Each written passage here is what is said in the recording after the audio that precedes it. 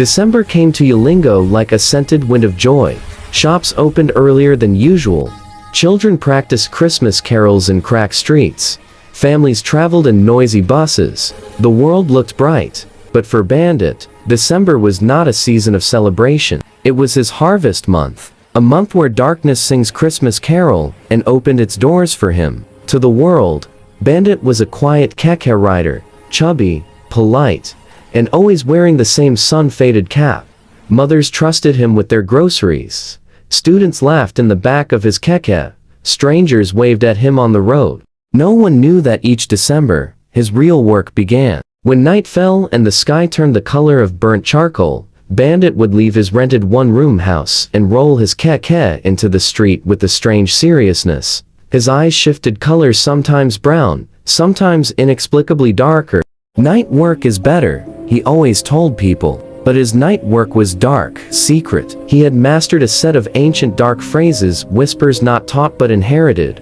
Words that entered the ears like air, but settled in the mind like poison. Words that clouded judgment, weakened the soul, and opened a human being like an unlocked door.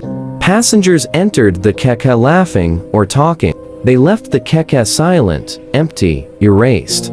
On the first darkest night of December, Bandit picked his first set of victims.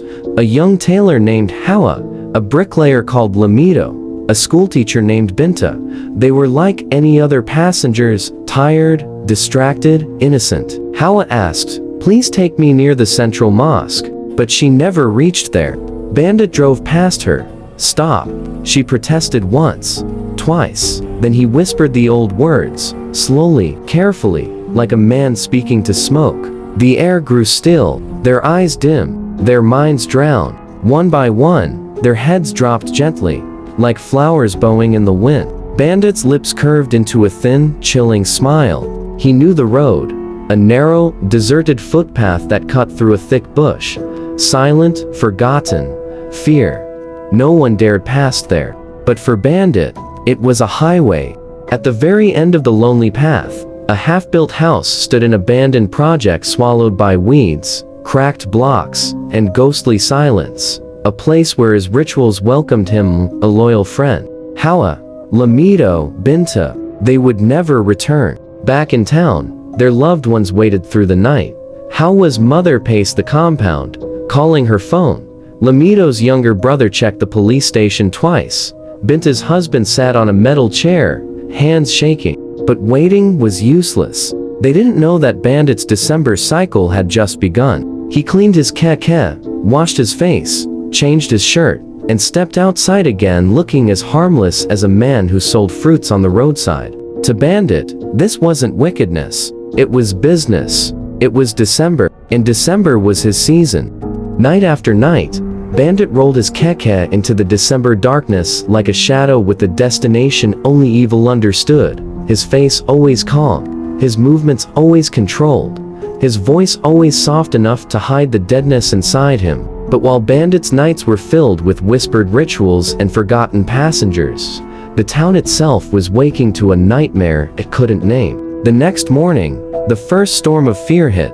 Hawa's mother arrived at the police station barefoot. She had cried through the night until her voice cracked into whispers. "My daughter didn't come home. She didn't come home." She repeated it like a broken prayer. Binta's husband sat outside the station too, staring at the ground as if answers were hidden somewhere in the dust. Lamido's younger brother moved from one motor park to another, showing strangers his brother's picture. Everywhere they went, the answer was the same. No one saw them. No one knows. No one heard anything. It was as if Hawa, Binta, Lamido, had walked into thin air. But Bandit knew exactly where they were, and he slept peacefully. The town began to panic. The markets buzzed with fear as women whispered behind baskets of tomatoes. "People are missing. This December is not normal. Something is taking people." Men gathered in small groups at junctions, shaking their heads, speaking in low tones like the air itself might be listening. Even police patrols increased, but their sirens only scared innocent people, while the real monster rode free. Meanwhile, Bandit prepared for another night. He sat beside his Keke at sunset, polishing the metal handle with a cloth the same color as danger.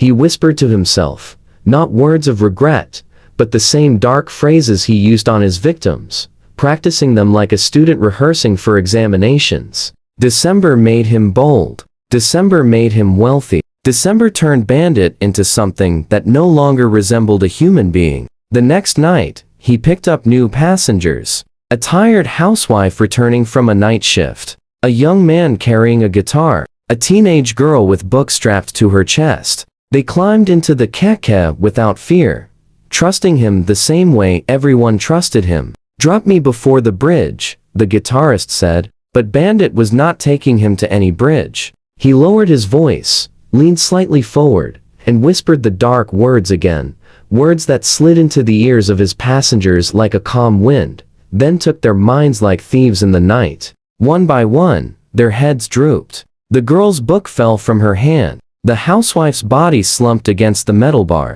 The guitarist's fingers slipped off his strings. Bandit's smile returned, small, sharp, evil. He turned his Keke toward the lonely bush path again, the one where even animals refused to roam at night. The air there always felt colder, as if the land itself recognized what he was doing.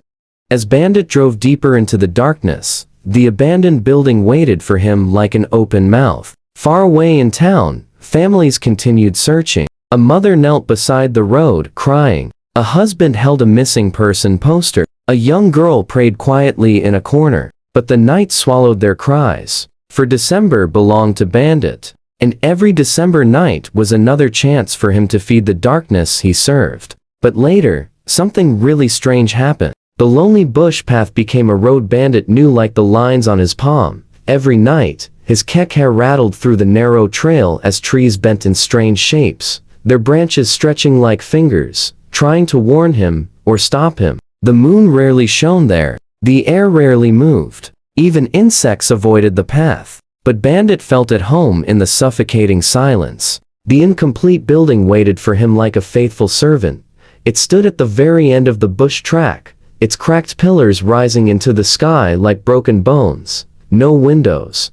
No doors. Just a hollow frame swallowed by weeds and darkness. To strangers, it looked abandoned. To Bandit, it was a harvest room. His victims, entranced, empty, unaware, followed him into the cold structure without resistance. Inside, the air tasted like dust and forgotten screams. The floor was stained from years of rituals. No one alive had ever walked out. Bandit's ritual master had promised him one thing years ago. Every December, your hands will gather wealth if your tongue gathers souls. And Bandit believed it with all his heart. Night after night, the building collected bodies and swallowed them like sand swallowing rainwater. No sound came out. No clue remained. Families continued searching, crying, praying, but December belonged to Bandit. As the days passed, Bandit grew richer. He bought new slippers, new shirts, new perfumes, even a new wristwatch with silver edges that glinted in the sun. But all the new things could not hide the darkness in his eyes. A darkness that deepened with each December night. It wasn't long before fear spread through town like wildfire. Some people stopped entering Kekes at night. Some walked in groups. Some whispered that spirits were hunting humans. But even fear could not stop everyone. One evening, just after sunset turned the sky orange, Bandit sat inside his Keke, waiting like a fisherman waiting for fish. Passengers entered one by one. A woman carrying vegetables, a man with a travel bag, a boy with headphones around his neck. They had no reason to fear him, no reason to suspect him, no reason to see the monster smiling beneath his soft face. Bandit started the Keke. The wheels rolled, the engine hummed, the passengers relaxed. Then slowly, Bandit began whispering the ancient phrases. His voice was calm, gentle, almost soothing, like a lullaby sung by a wicked spirit. The vegetables slid from the woman's lap. The boy's headphone lights dimmed. The man's bag slipped from his hand. They dropped into silence like puppets whose strings had been cut. Bandit smiled again. He turned toward the lonely road. But while Bandit fed his December hunger, the number of missing people in town reached a frightening height. The police grew confused. Vigilantes patrolled the nights, Mothers tied wrappers around their waists and walked the streets crying their children's names. Still, no one found anything. Because Bandit left no trace. Because his victims had no memories. Because his darkness lived in silence. But every December has a final night. Every wickedness has a final road. Every ritualist has a final passenger. Bandit did not know it yet, but his final passenger was already on her way, and she was nothing like the others. The final week of December arrived with a quiet heaviness. Even the air felt different, as if the sky itself knew something was about to break. Bandit, unaware of the shadow following him, prepared for another night of work. He dusted his keke, checked the fuel, adjusted the small mirror. Everything had to be perfect for his nightly harvest. As the darkness settled, the town glimmered with distant Christmas lights. Children laughed in compounds. Music played from small shops. People hurried home, eager to escape the night's rising fear. Bandit parked at his usual junction, wearing his calm smile, the same smile that hid every missing soul. Passengers began entering his keke as usual. A tailor carrying fabric. A young girl holding a loaf of bread. A trader counting her money. But then, she appeared. An old Fulani woman. Her wrapper faded. Her steps slow. Her eyes unreadable. She walked toward the keke with the softness of falling leaves. Yet something about her made the night feel colder. Bandit did not notice it. The old woman climbed in quietly and sat at the far corner. She did not adjust her wrapper. She did not sigh like tired elders always did. She simply looked ahead, with the stillness too perfect to be normal. Bandit started the engine. The keke rolled into the night. The tailor began humming. The young girl stared out the window. The trader checked her money again. The old woman didn't move at all. Bandit turned off the main road, heading toward the lonely bush path. He glanced at the passengers through his small mirror. All looked normal, except her. She was looking at him, not accidentally, not curiously, but knowingly. Bandit's chest tightened for the first time in years. He shook the feeling away. Just another passenger, he told himself. He cleared his throat, leaned forward slightly, and began whispering the ancient dark phrases. Words that had never failed him. The tailors had dropped. The young girl's eyes closed. The trader slumped sideways. Perfect. But the old woman, she remained awake, not even blinking. Her eyes, deep, ancient, unsettling, onto Bandit in the mirror. Bandit whispered louder, stronger, more urgently. Nothing. The old woman sat unmoved, staring at him as if his words were nothing but wind blowing across a stone. Bandit's breath grew shaky, his palms dampened. Why is she not responding? He thought. The keke rattled deeper through the dark path. Shadows moved strangely around them, and a sudden coldness filled the air as if the forest itself held its breath. Bandit tried again. The words slipped from his tongue like desperate whispers, but they bounced off the old woman like stones thrown at a wall. Then she smiled. A slow, impossible smile. Bandit nearly lost control of the keke. He sped through the narrow bush track, his heart pounding, his eyes flicking between the road and the mirror.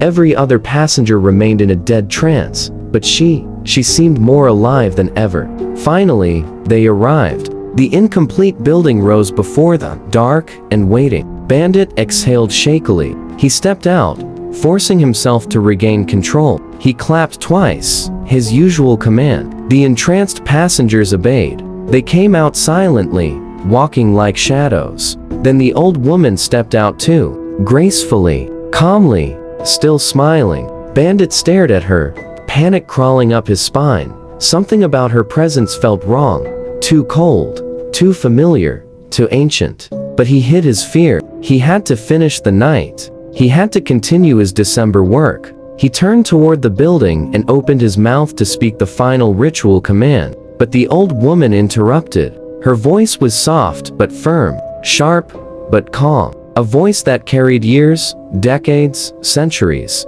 "Lead the way," she said. Bandit froze. Something inside him knew. This was not an ordinary woman. This was not a human mistake. This was his final December. The wind rustled through the grass. The abandoned building breathed its cold air. And Bandit, shaking, but pretending to be strong, walked forward with his victims behind him. Behind them all walked the old woman, watching him, studying him, waiting. The night swallowed them all, but the truth, the real truth, was waiting in the shadows of the next night.